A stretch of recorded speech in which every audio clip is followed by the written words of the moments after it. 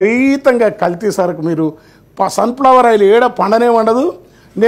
నేనైతే రాష్ట్రంలో ప్రతిరోజు రాత్రి తూర్పు అక్కడ వచ్చిన ఇక్కడ తుంగతుర్తి ఇక్కడ కర్ణాటక పోతా ప్రతి వారంలో నేను దాదాపు 1000 కిలోమీటర్ల పైన జర్నీ చేస్తా.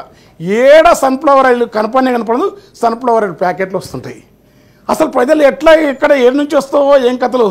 తర్వాత ఏరుశనగ నూనె పొడిలో ఎముకల పొడి కల్తాయే, పాలు నూనెలో ఉన్న కల్తీ, పాలల్లో కల్తీ, ఎముకల పొడి కల్తీ, పండ్ల రసాలు అనుకుంటే విషయం తప్ప రసం లేదని వెనకటి నేను ఒక సినిమాలో రాసిన నారాయణమూర్తి గారు మొత్తం కల్తీ వస్తువుల మీద మాత్రం ఉక్కు పాదం మోపాల్సిన అవసరం ఉంది.